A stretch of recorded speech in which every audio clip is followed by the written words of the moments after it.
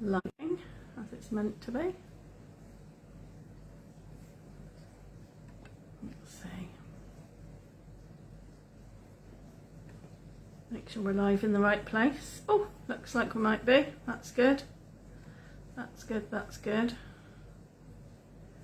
There we go.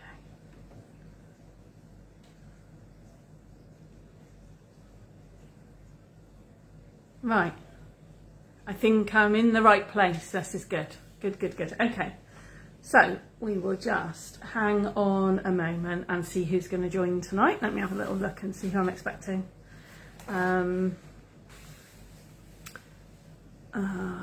Yeah, a few people. So that's good. Oh yeah, a few different people. So we'll hang on a moment. If you are joining me live, then please do hop into the comments and say hello. And if you're watching on the replay, then also you can hop in the comments and say hello. Comment replay, and then I'll know that you watched it afterwards. That'd be great. But otherwise, for those of you who are joining on YouTube, this is going to be a live recording of a craft and chat type session. So people who have signed up already have a kit in the post, and we're going to be doing some live crafting together and making a few different projects. So that'll be exciting. It's a bit of a technique workshop tonight, actually. So we are going to be doing lots of different colouring techniques and using brand new products from the new May to August Stampin Up catalogue, brand new catalogue.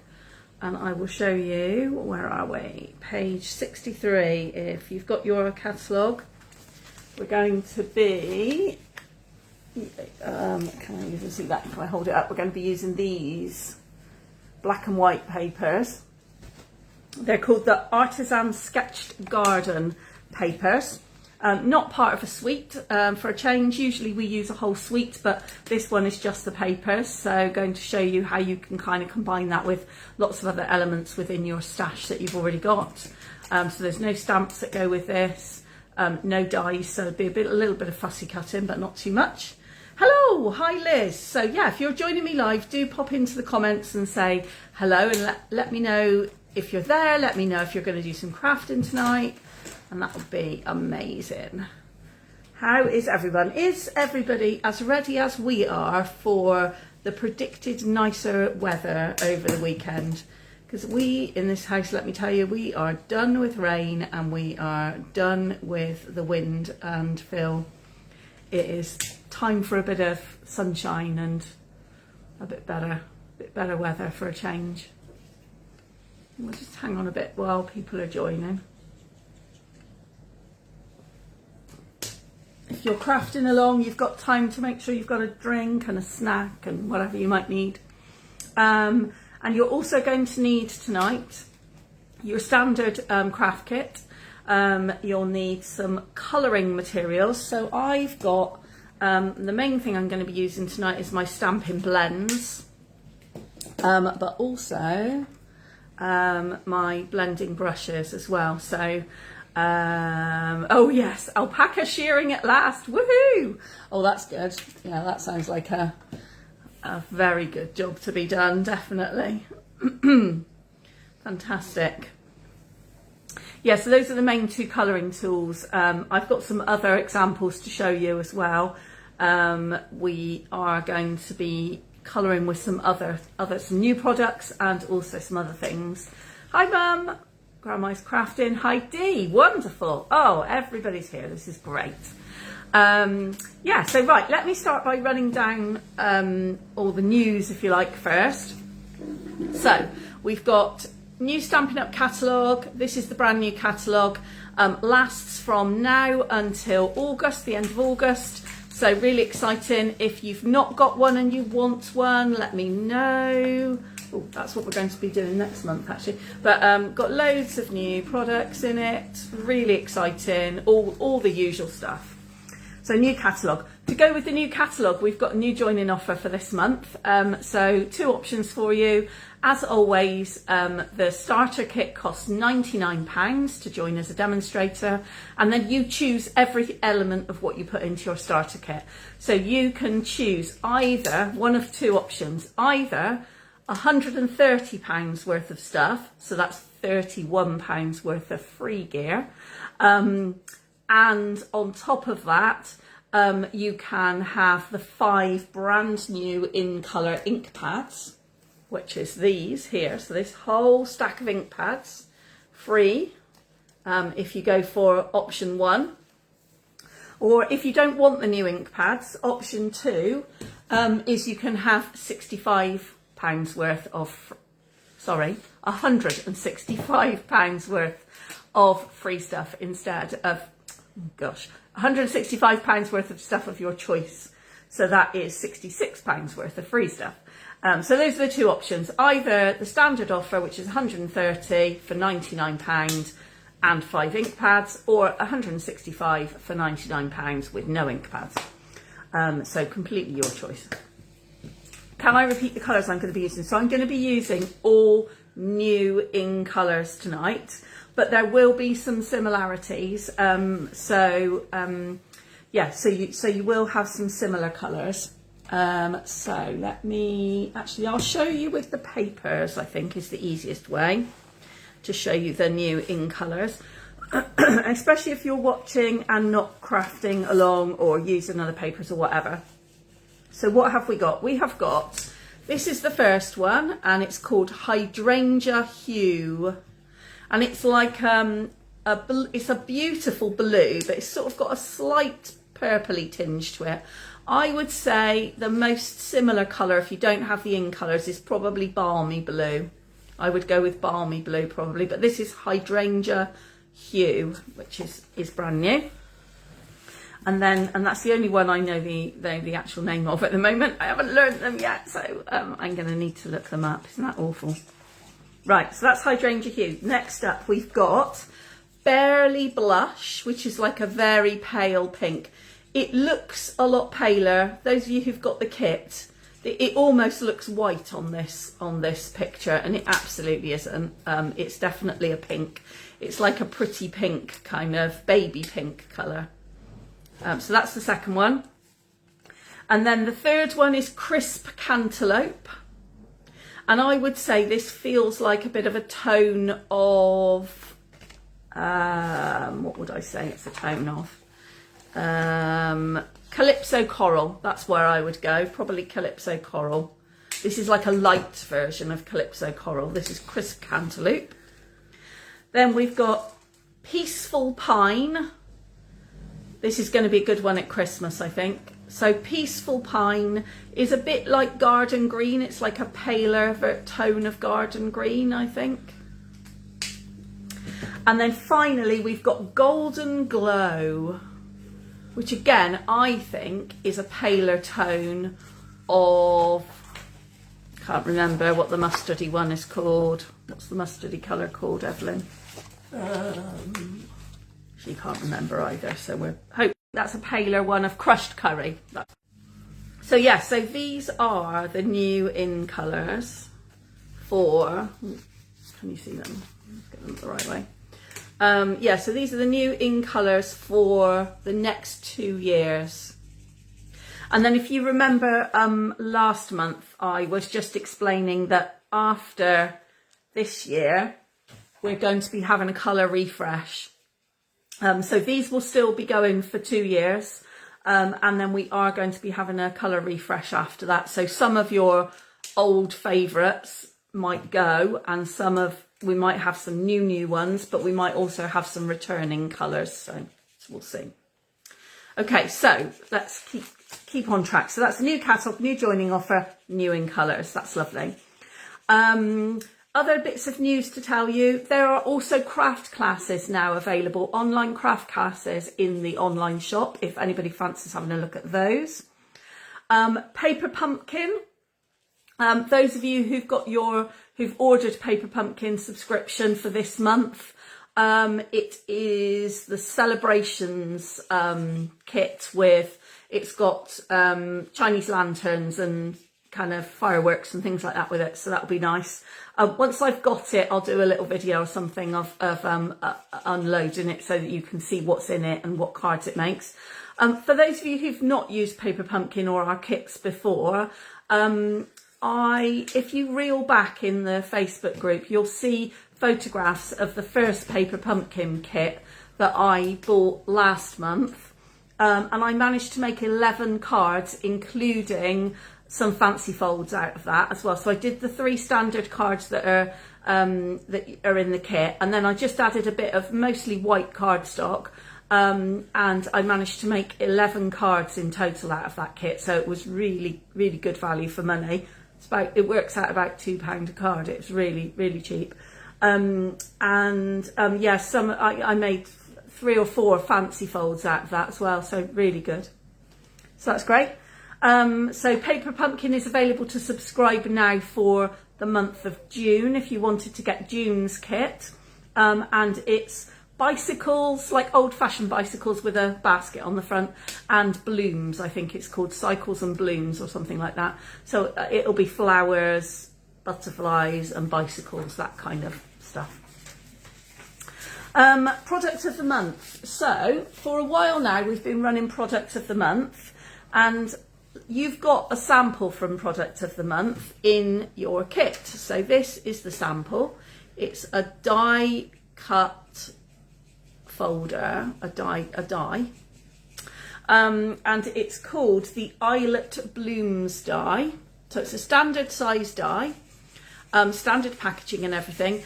And basically when you place an order that is of £70 or more in value, you can purchase this for £5. So this was April's, I think I'm getting that right, and May's is some vellum, patterned vellum papers that are really pretty. But if you've not ordered the previous months, then while stocks are available, you can still order previous month's worth as well. So that's handy. And we're going to be using this in one of the projects tonight, so hang on to that. Okie dokie. Okay, so that's pretty much all the news I've got to tell you for now. So let's get on with some crafting. So the plan tonight is to give you a chance to use some of the new in colours and maybe match them up with some of the colours that you've already got in your stash at home. You've got samples of all the papers, and you've also got samples of the beautiful DSP that we're going to be using, which is this. It's called Artisan Sketched Garden. So you've got half a sheet of each piece. So for those of you that have not got it, we've got some flowers and greenery in vases, and then on the back we've got a pattern, neutral pattern. We've got some busy flowers, all very kind of well, beautifully sketched really, and some dots. We have got some roses and a darker background, so it's black background flowers. And then we've got these ones are, I would say, are probably my favourite. So they're like little sprays of flowers. I'm going to go with roses and peonies here, I guess. But you can cut all the way around the outside of these. And again, a white background on the back. And then you've got these that are little bouquets of flowers, all different varieties, and kind of fleur-de-lis type things on the back. And then finally we've got some poppies. I think these are poppies, and stripes on the back. So that's the papers that you've got in your kit. Like I say, you've got half a sheet of each of the pattern papers. And I'm going to concentrate to begin with on showing you some different colouring techniques, which you can try as we go along. And then we're going to put together 2 cards using those techniques. So we're going to do some colouring, and then we'll use what we've coloured in a couple of projects. Okay. So do colour as we go along if you want to. that would be great. And but you will have lots and lots of paper left to be able to make your own projects with afterwards. So there'll be plenty of leftovers. You probably realise, when those of you who've got the kit, when you got the email, there's loads of samples on there, loads of examples. There is loads of examples, and that is really so that you can use all of the papers and make up whatever you want out of them, or none of them, and do something completely different for yourself if you want to as well. So completely up to you. Okay, so I am going to turn the camera around, and then I'm going to move my samples for a moment, just so we've got the kit down there. So right, let's turn some lights on first. That would be sensible, wouldn't it? Let's find. Oh, that's better. Get some proper light on the subject here. Can you press the on switch down there, please, Evelyn, please? Evelyn is furiously colouring away opposite me, so you can say hi to her. She's not feeling very well. She's had a horrible cold this week, and she's revising for her A-levels, so she's... Anyway, down we go. Hi! Right, let's make sure we've got everything in shot first. Okie dokie. Let's bring the camera forward a bit. There we go. So, you've also got some dots as well. Some, and what are these called? They're just called in colour dots, but they're kind of like a bit pearlised, I would say. For those of you who've not got the kit, they're really pretty, and they're in the in colours as well. So we'll use those in a bit. Okay, so let's just move some of my, get some pieces out the way here. So we're just going to need the papers to colour first. And I'm just going to show you a few different techniques. Okay, so I'll have that one as well. Let me just show you a few different things, just to make sure I've got the right ones. Okay, right. We'll have that one as well, just to show you how we're using it. So, as I said, one of the first things you can do is you can colour with blends. Now, there are loads of different ways that you can colour with blends. So I'm going to start with one of these sheets of the individual kind of vases of flowers, and I'm just going to cut one out to make it fit on my paper a bit easier. So I'm just really rough cutting around it. I'm not going to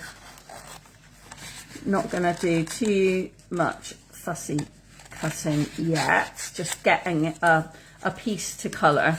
Now, what some of the ladies this morning at the in-person of this workshop were doing was that they were taking the whole sheet and they were colouring the whole sheet all in one go, which, if you're making loads of cards, is a really good economical way to do it, really kind of quick way to do it. I'm just going to do one here, but you can very much do lots together.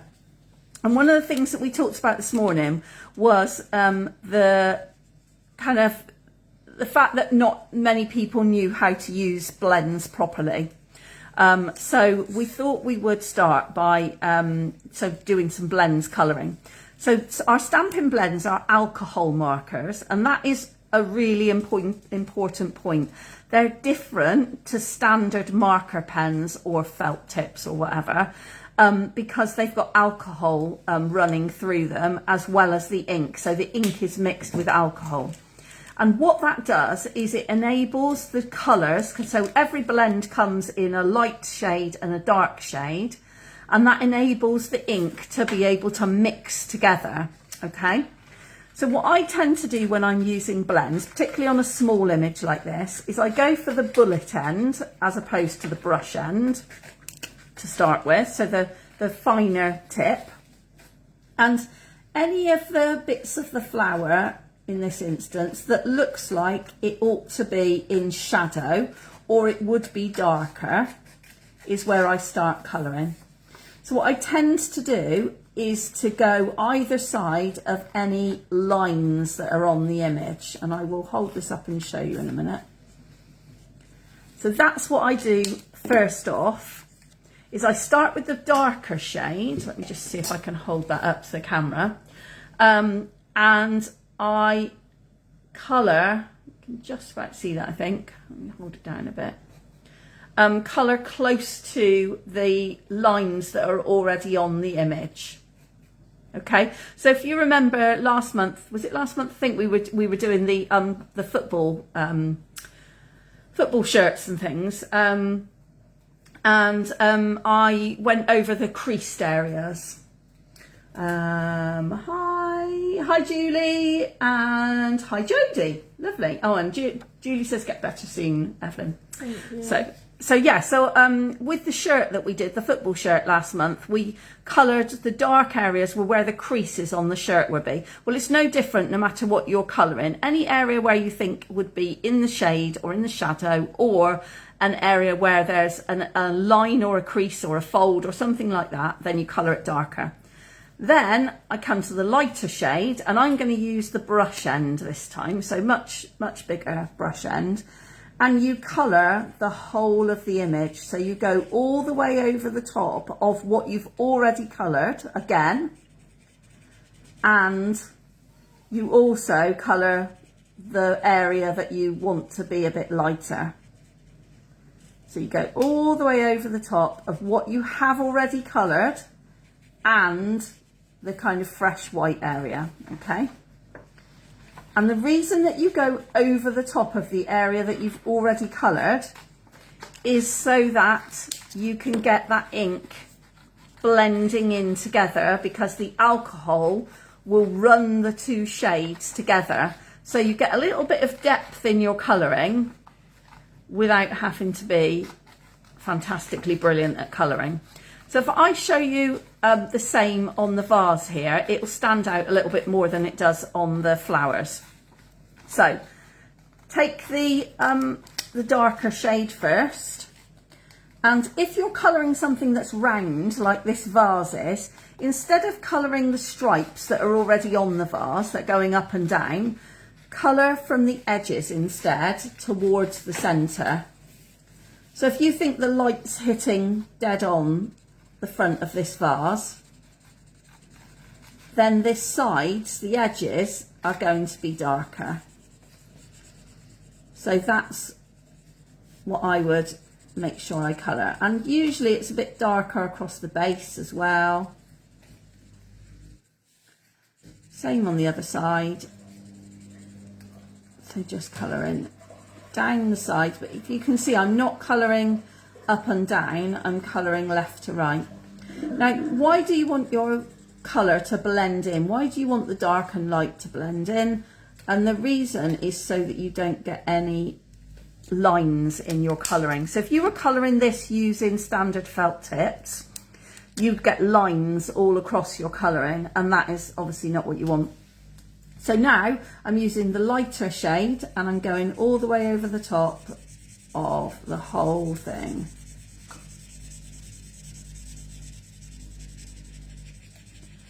Back over those dark patches. But I'm not going over too much in the middle. So that was just one swipe of the pen going down. I didn't attack the centre too much, because I want it to look like the light is bouncing off. So if I can hold that up into the light a little bit for you, hopefully you should be able to see that that is now giving you a really kind of good representation of the shaping on the vase. If you've got some blends at home, give it a try. Now, you can also, if you're not a colouring an ink fan, but you've got, for example, watercolour pencils, then you can create a very similar effect using watercolour pencils. So let me show you. These light blue flowers were coloured using watercolour pencils. So same kind of idea, only obviously you've only got one colour to use with the watercolour pencils. So I went over the top several times in the centre to make the the middle part of the flowers darker and the leaves darker, and then kind of pulled the pressure back a little bit and was a bit lighter with my colouring towards the edges of the petals. And that gives you that kind of dimension in the tone and in the colouring. So that's another way that you can do it. So you can either use blends or the watercolour pencils. While we're on this one, let's also just colour in the leaves. So I'm going to go with the green, obviously. Now the leaves are a bit more difficult to get tone in, so I'm not gonna worry too much, because these leaves are particularly small. So I'm not going to worry too much about this. Just making sure that I go start at the tip of the leaf and then work my way down. Sometimes with these kind of artisan sketched designs, it's difficult to tell which bit you're meant to colour, you know, like which bit is the leaf and which bit isn't. Which bit is just an arty line in the page. So there we go. So that's my yellow tulips in a yellow vase. While we're on blends, I wanted to show you a couple of other ways that you can use blends. So the other thing that you can do is, instead of colouring the image, you can colour the background instead. And that then makes the image pop.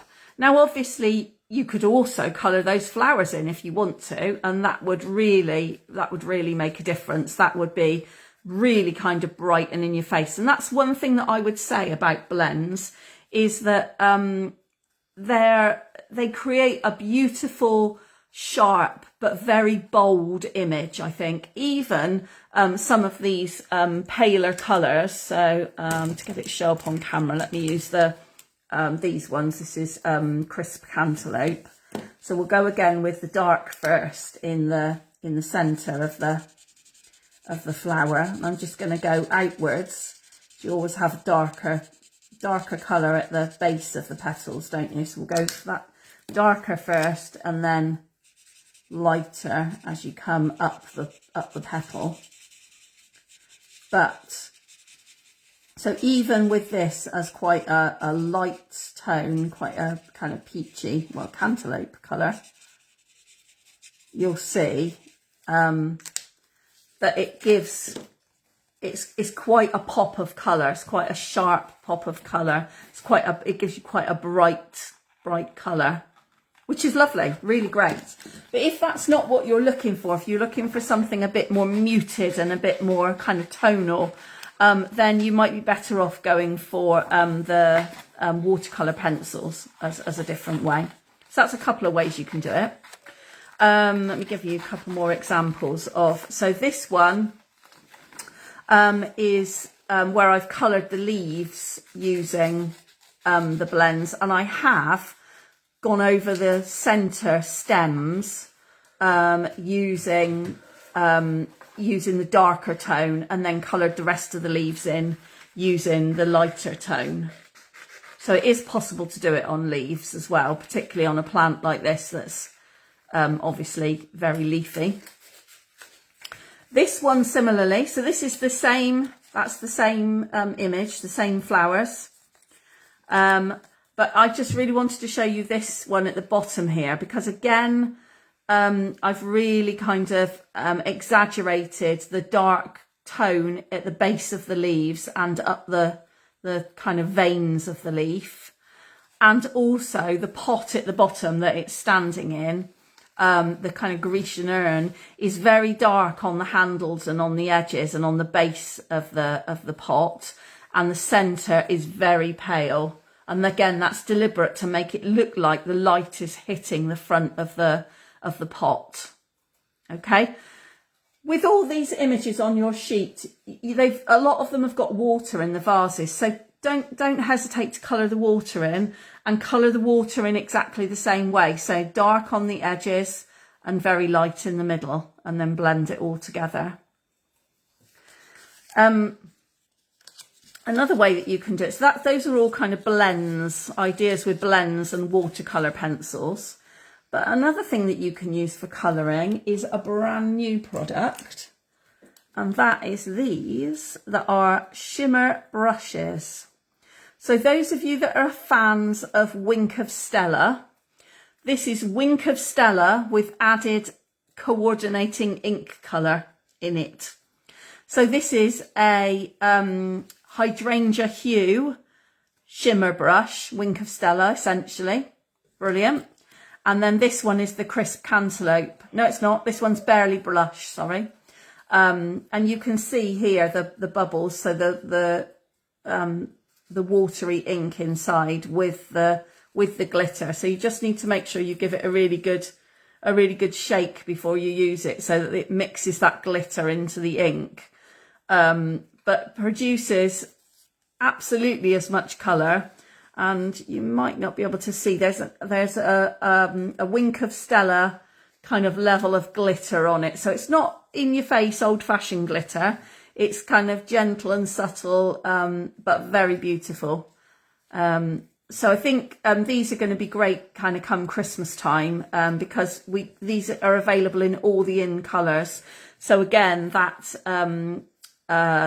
Peaceful Pine, the green, you'll be able to do Christmassy things using that Peaceful Pine colour, so that'll be good.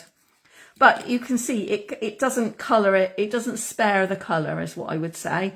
I was able to create dark on the side by just going over it a couple of times, and then that light in the middle, so just as easy to do that kind of depth of colour.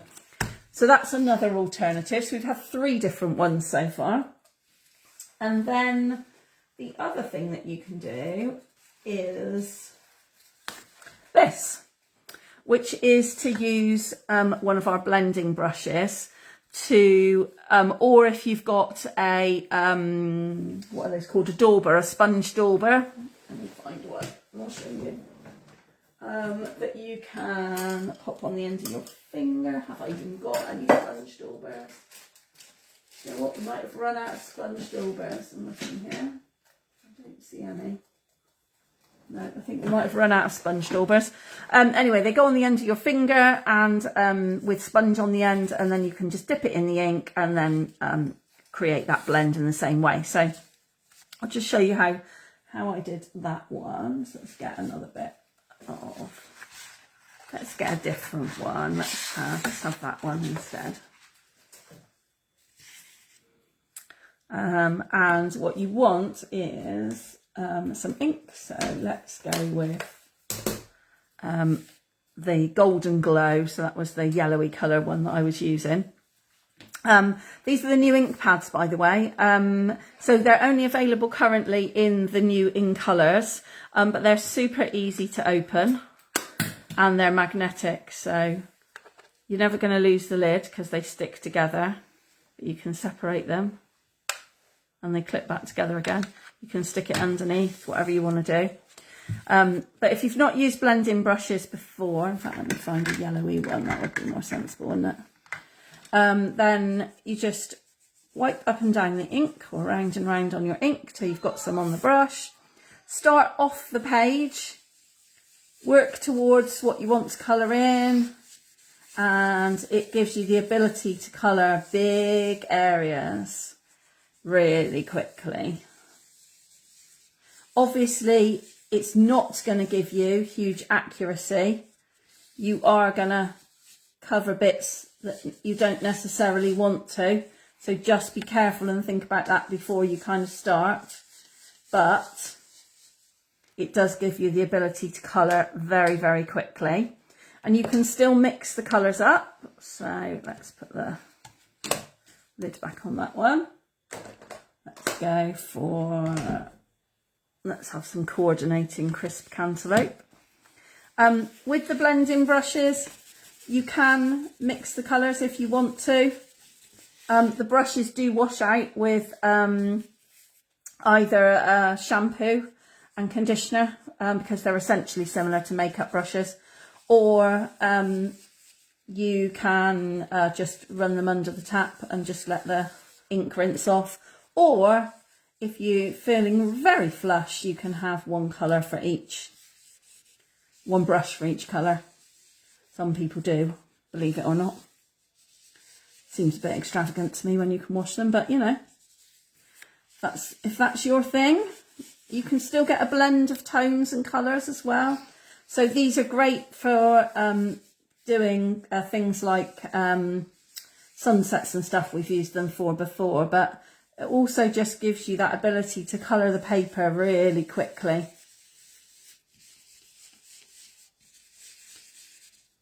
So yeah, there you go. So that's your blending brush. And as you can see, I've used that on the roses here to give so I did the leaves in the green and the roses in that crisp cantaloupe colour. So that's another different way to get lots of colouring in one go. And then, oh, that was the other thing I was going to show you. Another thing that I wanted to show you with the blending brushes. Oh, you might be able to see the sparkle on this one a bit better. If I hold that up, I wonder if the camera will pick that up, because I used the crisp cantaloupe on the poppy, and I don't know if you can see that or not. Just looking on my camera, it's not picking it up brilliantly, but put my finger under it and see if it will catch the light a bit. But it's got a really great Wink of Stella kind of esque shimmer to it, because that's essentially what it is. It's coloured Wink of Stella. No, you might be able to pick that up, I'm not sure. Anyway, what I wanted to show you was the splatter behind. Now, literally, I learned how to do this week. So I'm going to get all my beautiful cards out of the way, and I'm going to go with a nice dark blend to be able to show you how this works so that you can see it on my paper. Okay, so you take the brush end, not the bullet end, the brush end. Take the lid off, and what you're going to do is you're going to use the lid to flick from. Okay, so you angle the lid down and then flick.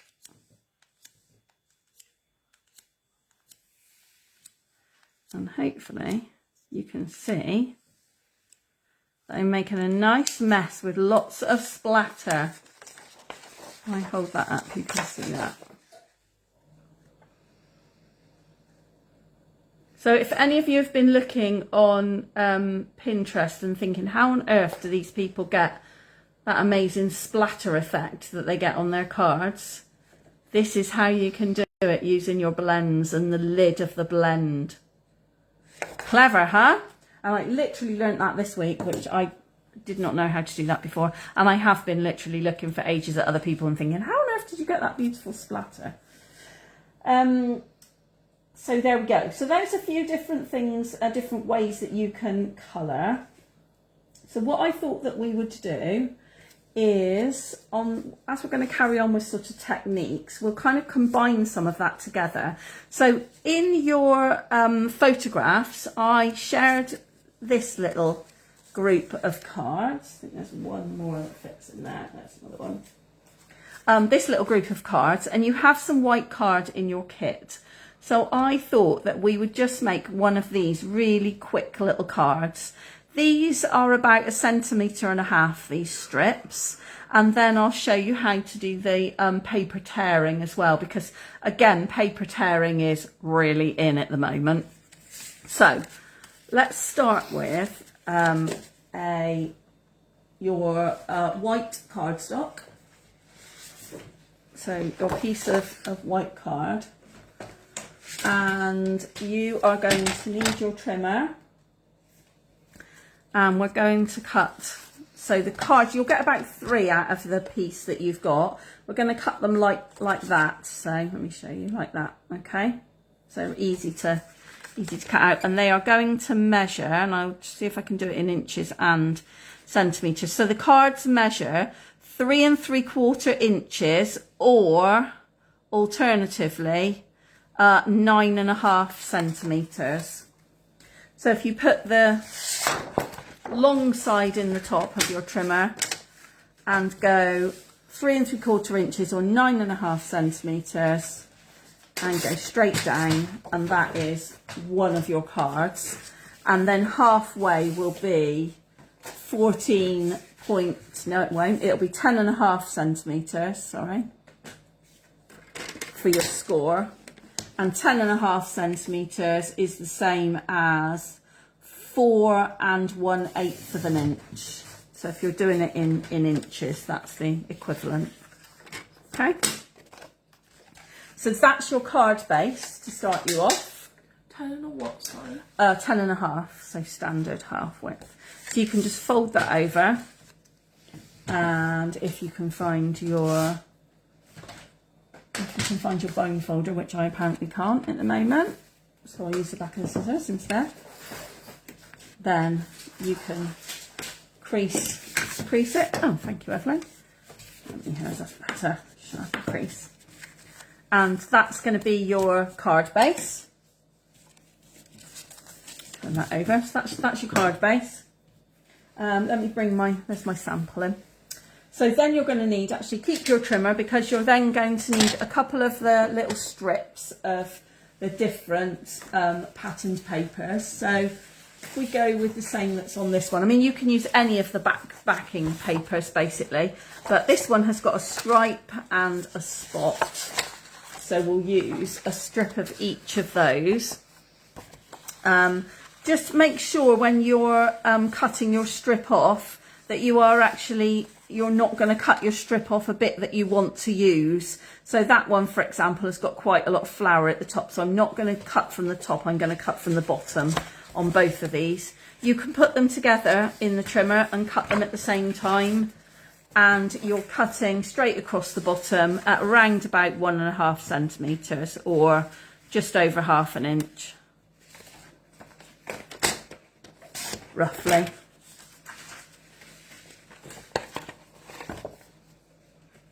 Just a couple of little strips.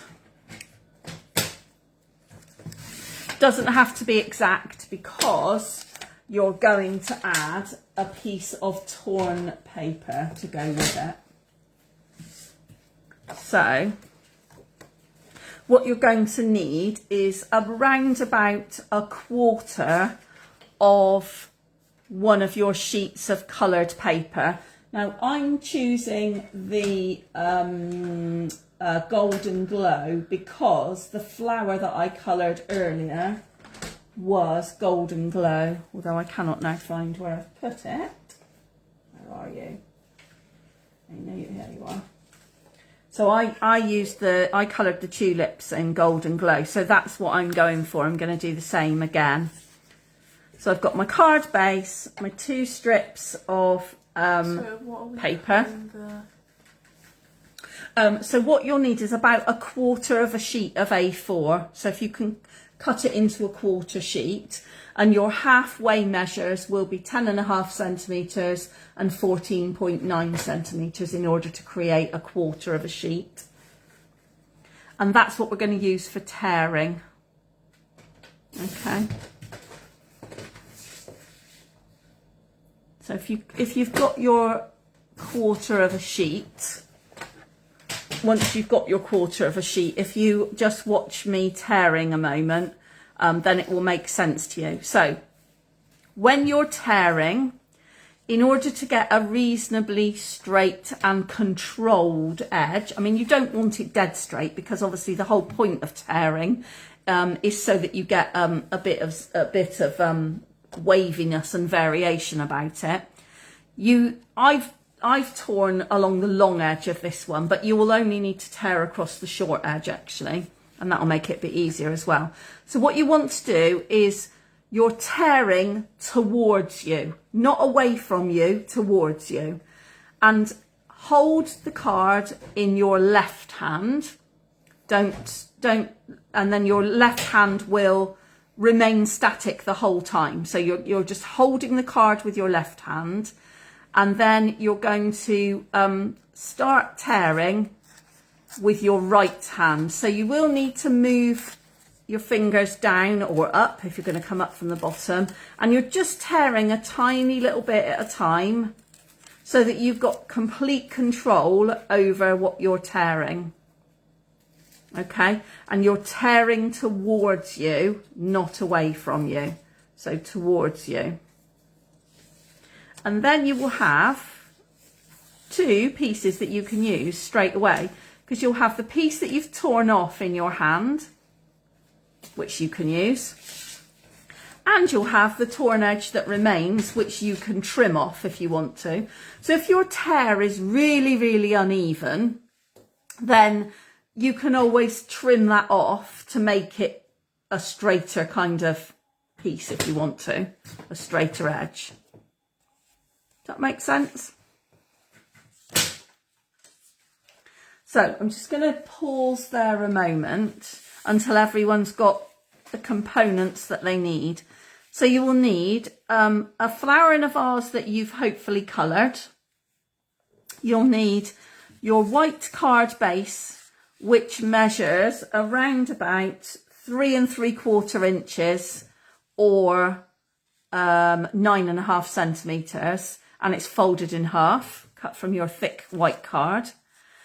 And your 2 strips of patterned paper, 1 dots and 1 stripes, and then your piece of torn card. Okay, and that's what you'll need to get started. So let me just pause there a moment and have a quick slurp of my quickly cooling tea and let people catch up a minute before we move on.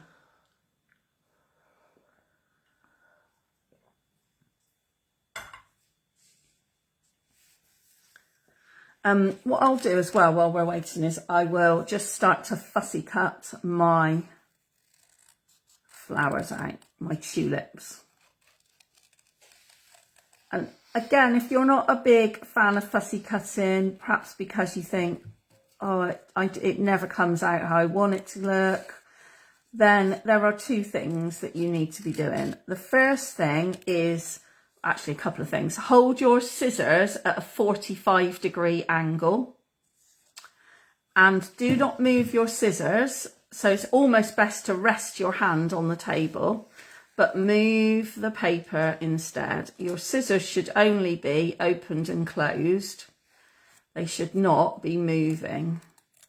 Your paper is moving around your scissors, not your scissors moving around your paper. And I know that sounds mad and like so obvious, like I'm teaching you to cut. We did this in primary school, Jenny, for goodness sake.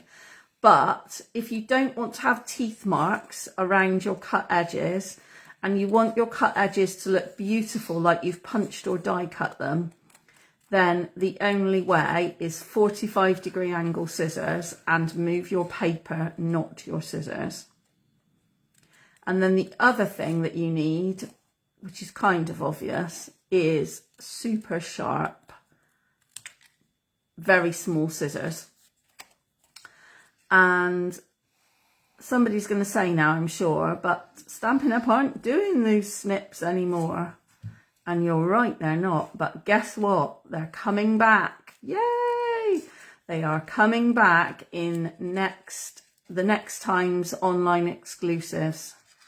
So we are getting our snips back. I think they're going to be called something else. Probably super sharp scissors or something like that. But they are coming back. So we are going to be getting them. And if you do not own a pair of snips like this, you honestly, it's life-changing. Well, it's craft life-changing, definitely. Those of you who've got them, I know advocate for these. They are amazing. I've never found any craft scissors that are as sharp as these and cut as smoothly with as few teeth marks. So it's really worth investing in some if you haven't got them. They're coming out again next online exclusives. Okay, so once you've got all of those components sorted, the next is to assemble them. So you're going to put your stripy piece right at the bottom of your piece of paper, of your card, sorry, and then your spotty piece either directly on top, or if you want to leave a gap, that is absolutely fine. And then your torn piece is going to go in between. So it kind of depends how how much spotty and stripy you want to see as to how close together you have them. But I would always kind of lay things out first before I stick them down. And then any overhangs of either the card or the patterned paper, once it's glued, then you can cut it off, but glue it all in place first before you cut off the excess. Okay, and I'm going to be putting the glue on the paper, not on the card base, because again, you might end up with glue that you don't want.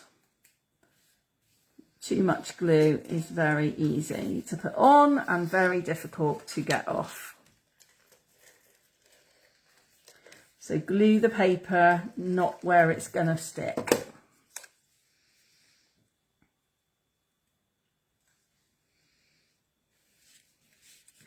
You can see I'm just lining up one edge. And then the same with the torn card. This time I'm going to line up the opposite edge, because that's got a straight edge already, so might as well take advantage of that and use it. And then I'm just going to open up the inside and cut off those excess pieces.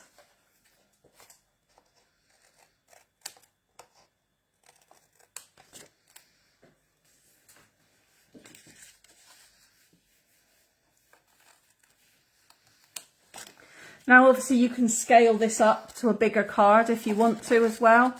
Personally, I like these little ones to use as gift tag cards, so I'll put them on the front of presents and things, or I'll put money inside them or something like that. Make them really easy. And then my flowers are going on 3D pads, so couple of dimensionals on the back of these, on the back of the vase, in the middle of the flowers, and then I'll get some mini dimensionals and just put them on some of the bits that are really exposed and I might flop a little bit otherwise. So behind the flower heads there.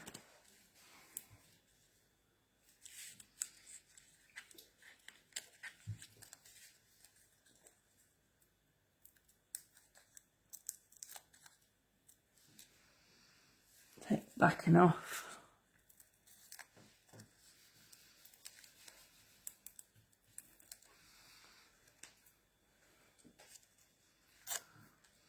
And then I'll stick that there. And then I'm going to leave plenty of space, because when I then want to give this card, I can just add a sentiment really quickly. Or if it's a gift card, then I can just add "for you" or something like that on there. So it's, yeah, really kind of universal to give. What we're going to do on the next card is actually have cut up words. So you could do that as well. In fact, you could have kind of a box of already cut up words that are ready to add to cards like this. And then you just stick on those cut up words. That makes it really quick and easy to do. And then I'm also going to go to, if I can find them, my pack of gems. Evelyn, have you got the gems over there? No. Oh, here they are. They're here somewhere, I think. There they are. I'm just going to add a couple of little of our gems as well. I'm going to go for a coordinating colour here. So instead of all of the Golden Glow, I'm going to go with some of the Crisp Cantaloupe as a alternate. I'm putting those down the bottom because that's where I want to put the sentiment when it comes to. So yeah, so that's really a really quick and easy little one. Let me bring in the others so you can see the other designs that I did. Even the leaves make a really nice card, I think. Even the leaves. So yeah, and plenty of white space to add in those greetings.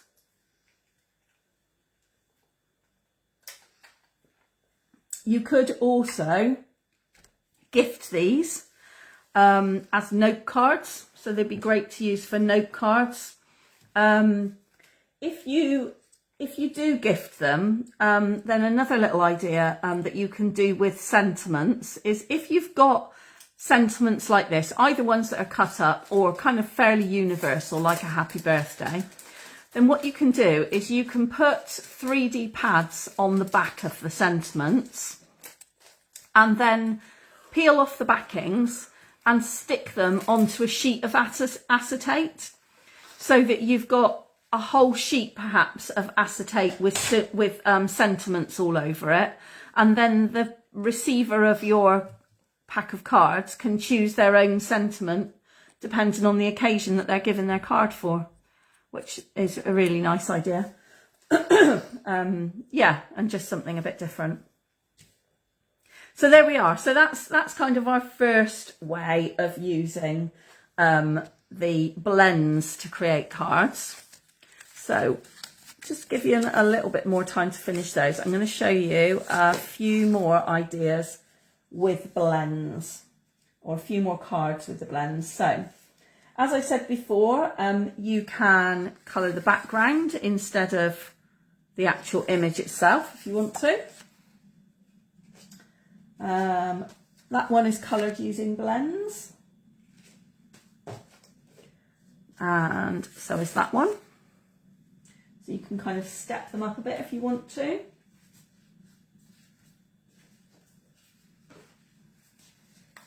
That one's coloured using blends. So that's not fussy cutting up the sheet, but using the whole sheet on an angle. Or that one where you're just picking out one small area to colour, so that you just get that sudden pop of colour. This one I did cut out fussy cut all the pieces, but I really wanted to show you this one because often I think when you look at patterned papers that have got a fairly clear image on them, you might look at a sheet or half a sheet like this and think, well, that's great, but actual complete posies, I've only got 1, 2, 3, 4, 5. And that's really all I can use of this sheet. No, no, no. So if you look at my card, you'll see, if I got it up the right way, I might be able to put it up that way. You'll be able to see that that image is that one. But that image there is probably that one, or the reverse of it, or that one. I think it might be that one even.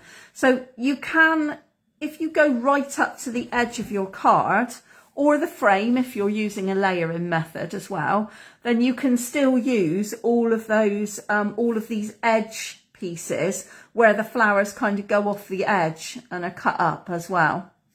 And again, this one is coloured using blends, so you can see the darker tones around the lines of the flower and where there's natural shadow at the base of the petals.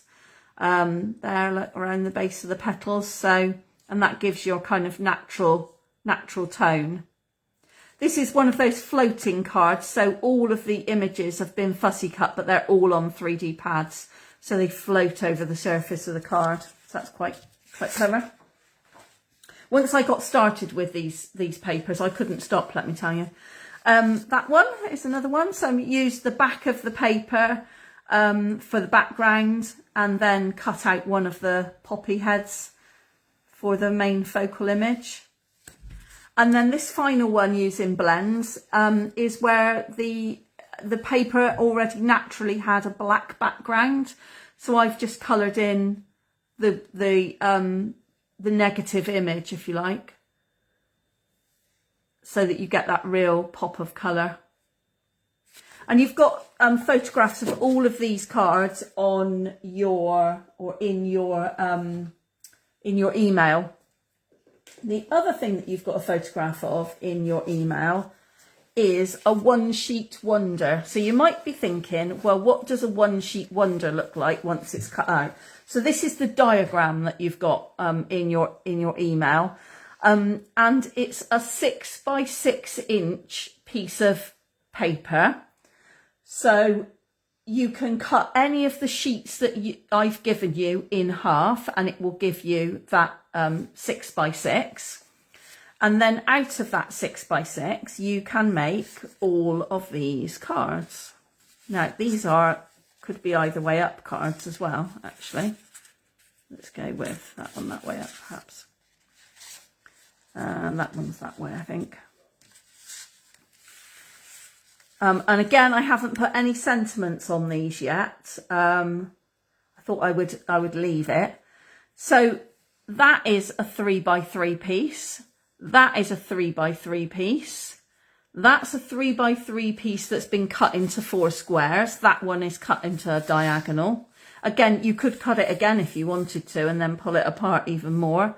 And this is a 3x3 piece that's cut into 1-inch strips.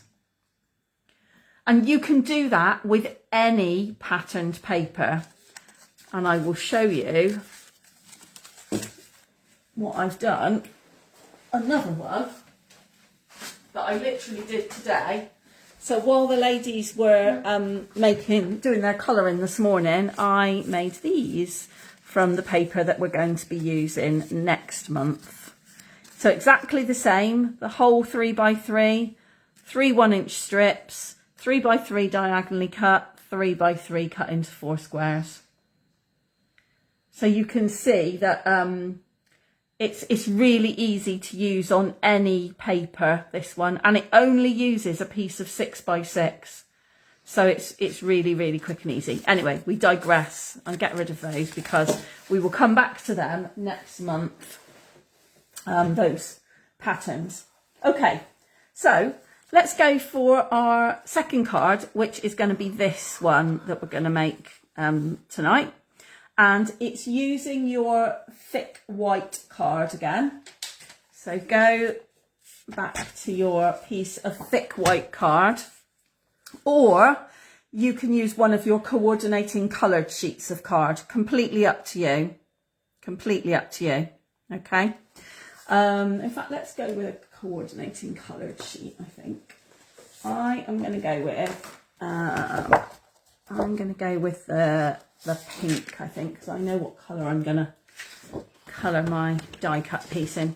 So if you're going with a whole sheet of A4 to start you off, then you're going to need to cut it in half at 14.9 centimetres to begin with. And then turn it round and score it at 10.5. So you're just making a standard card base to begin with, okay? Just a standard card base. And you want to give that a good crease with bone folder.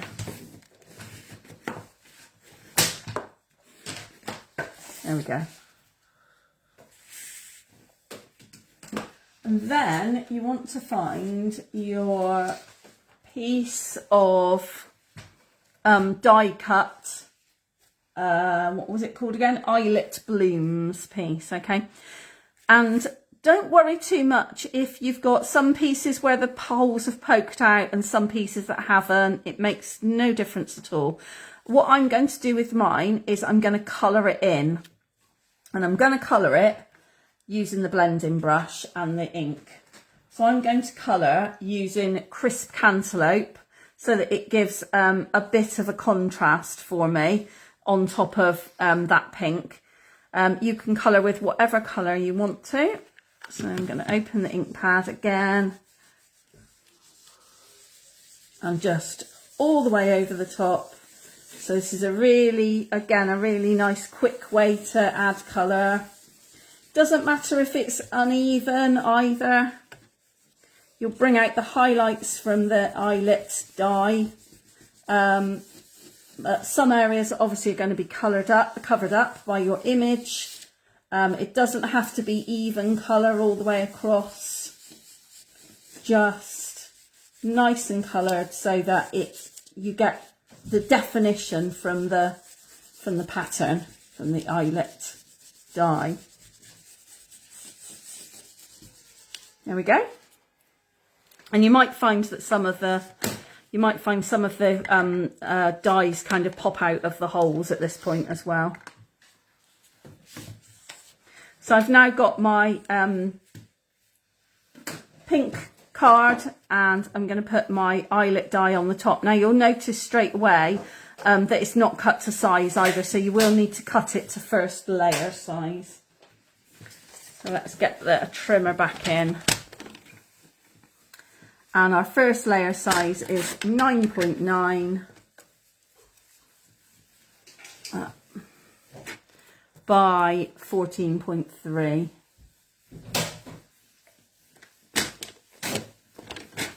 Need a really nice sharp trimmer blade to cut these as well, so that you get that kind of crisp edge.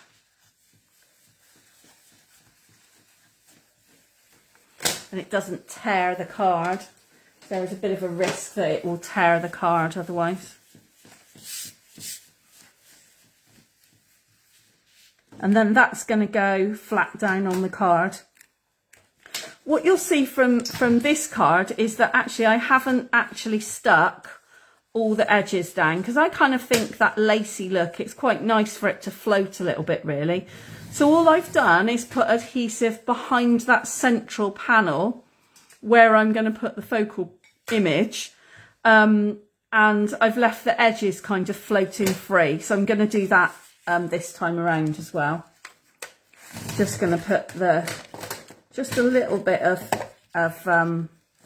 tape behind the centre. And you can do this with any embossing folder. Any one at all, it'll work with. You know, really detailed lacy ones work really well with this kind of design. Might just turn my paper over as well so we've got a slightly cleaner surface. So that's a bit better, isn't it? See what I'm doing? That's better. There we go.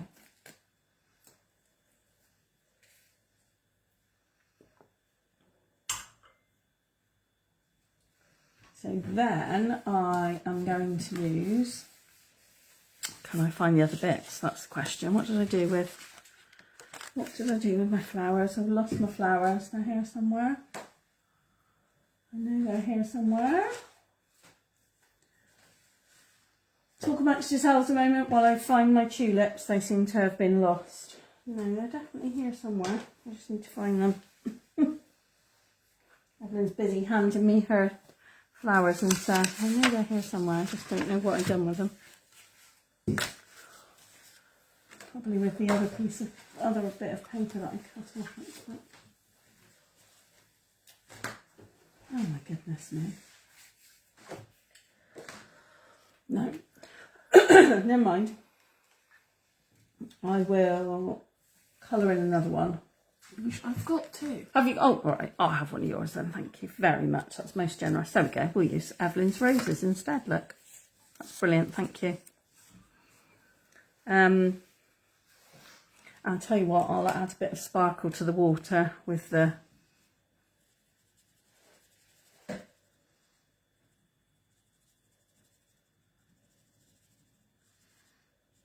my sparkly pen as well. Brush.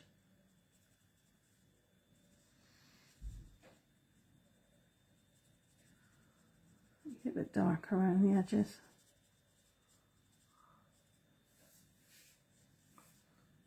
There we go. Lovely. Thank you so much. I will take that.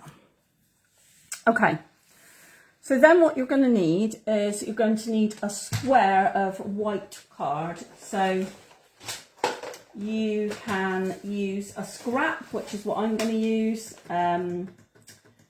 Again, doesn't have to be exact measurements at all. Whatever kind of fits that space that you've got. So I've got, you probably know, I've got a scraps box with offcuts of white card, and I shall probably use a scrap from there. So that one looks like it fits about right. So that is what I will use, just a scrap. And that's going to go in the middle. Just there, very centrally. And I'll stick that one down in a moment. Because the other thing that I'm going to do is I'm going to use, to create this pretty shape across the bottom, I've cut a die cut image from one of our new dies, which are the scalloped dies, and I'm going to cut that in half, and then I can give Evelyn half if she wants it as well. There's half for you. And I'm going to hide that behind the back of my paper. Now, I'm going to need to cut it down again, so I'm probably just work out where I want that scallop to come out of my paper. And just like we did before, I'm going to glue that down and then trim off the bits that I don't want to see. That's my plan, okay? So I'm just going to put a little bit of glue on the back of the on the back of that bit of card, and then I'm going to just slide the die cut underneath so that it will then kind of trim off where I want it to. So just going to let that dry for a second, and then I'll cut off the bits that I don't want, so these two side bits. So you can use any die from your kit. I deliberately haven't given you a scalloped shape because we're going to do something with the scalloped shapes at another point in the future. So I thought I will save those for another time. So you can use any, I mean, you don't have to, you can just leave it blank if you want to, you know, just squared off, and then add your patterned paper at the bottom if you want to. It's completely up to you. You don't have to add that if you don't want to. Now you may also find that the strip that you cut off earlier might be the right size. It might not, depends what size of white piece that you used. So you might be lucky and it'll be that your leftover bit will fit. But if it doesn't, don't panic. Just cut another strip. And again, my strip is about 1/2 inch, 1.5 centimetres, something like that. Okay, let's make sure I'm cutting it off the right end. 1.5 centimetres. There we go.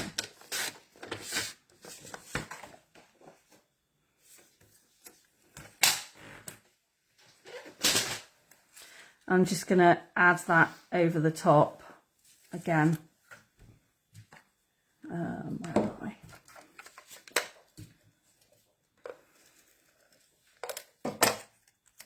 So I haven't stuck my white piece down yet, because until I've got all the components together, I'm not going to stick that down, so that I've got plenty of chance to chop bits off and cut it to the right length and how I want it to be and everything.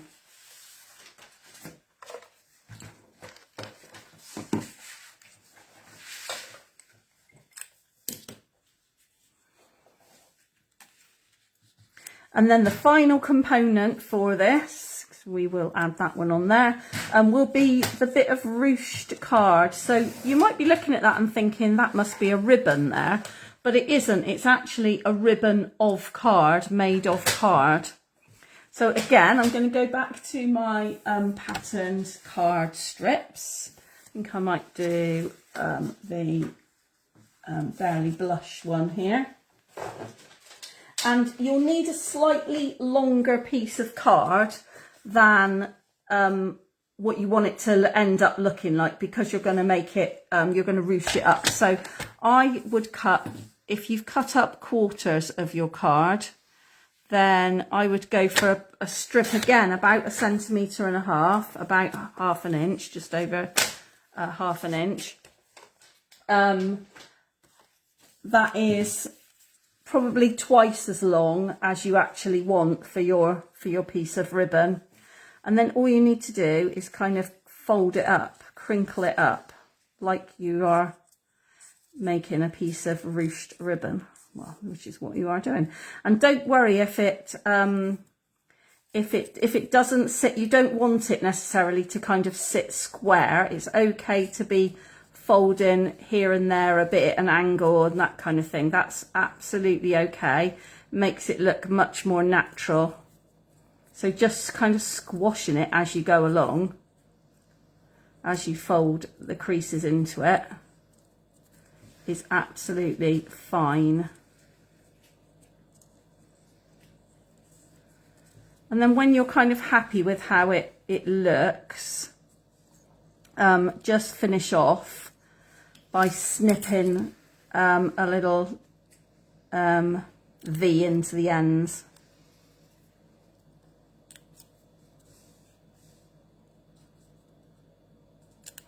To give those kind of ribbon tails effect.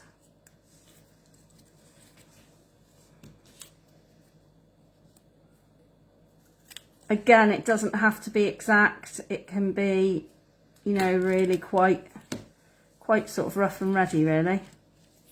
That's absolutely okay.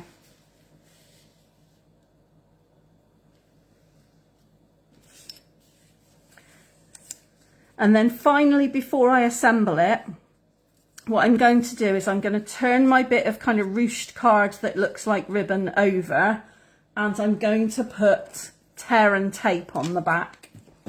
Why am I using tear and tape? Because that will hold the ribbon in place. If you use any other kind of adhesive, your ribbon, your card ribbon, will kind of come apart whilst you're sticking it down. So if you want it to stay put, then use something like tear and tape that will hold it in place, because it's one continual strip. Whoop.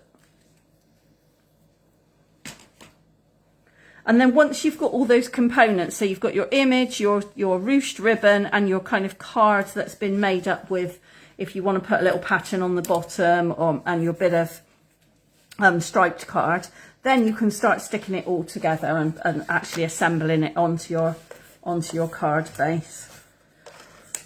And you can do that using whatever adhesive you want to. So I'm going to use Stampin' Seal. You immediately cover over that bit in the centre where you stuck the glue, so your lacy die is still floating across the card, so that's great. And then put your ribbon, your handmade ribbon second, just over the top of the striped paper. And then finally add your image, so that will need to go on some 3D pads in order to kind of be secure on the card over the top of the ribbon, because the ribbon does add a little bit of height, so you'll need to add a bit. Just be careful that you don't put anything in the middle where your image is going to sit over the top of the ribbon, because obviously you do need your image to be able to secure itself. So you need a gap where the ribbon's going to go, your card ribbon.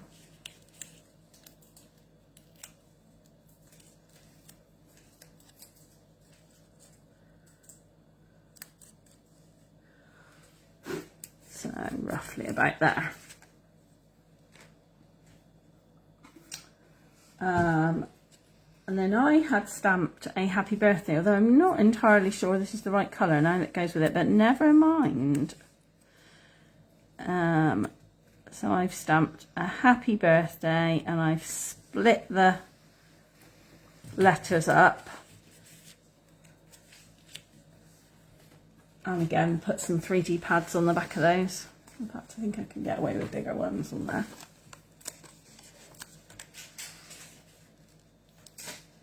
Just about. Just about. Ooh.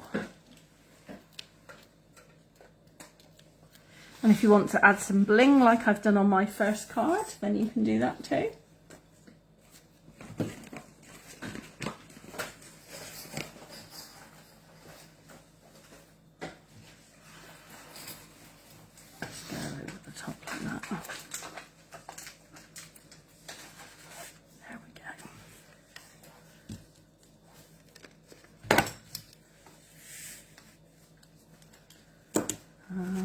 A bit of bling. What colour bling shall we have? Let's have a look. What have we got here? Shall we go with green bling? Or shall we go with... No, I think it's going to be the crisp cantaloupe, I think.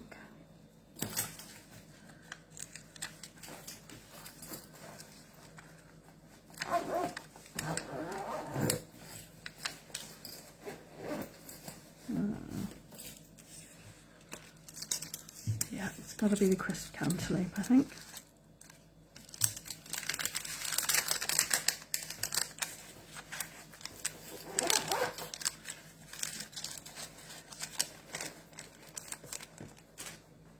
There we go.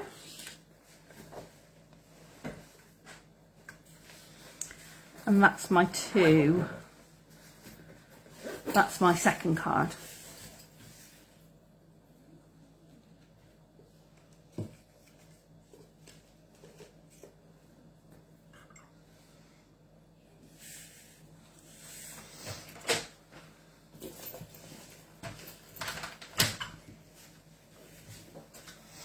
Okay, so let me bring in the little first one in case people are still crafting with that one as well. A couple of examples of that one. Another different colour. And the green one. I really like that one, the one with the leaves. Leaves wouldn't generally be my go-to for cards, but I really like that one. I'm not quite sure what plant it is, but it's obviously some kind of house plant, which is kind of ironic really, because I can't keep a house plant alive for love nor money in this house. There's not a chance, because I forget to water it or I overwater it, and they're usually a complete disaster. So anyway, okay, so that's all the cards that all the projects that we're gonna make up tonight. But like I said to you at the beginning, hopefully I've given you a variety of different colouring ideas and different colouring methods and ways to kind of colour your monochrome papers. Just a reminder again, in case anybody wanted to know what they are called, and so you can look at it in the catalogue. They are called the Artisan Sketched Garden papers, and they're on page 63 of the new catalogue. Or you can just put into the shop Artisan Sketched Garden, and you'll find the papers, and lots more project ideas will come up there as well.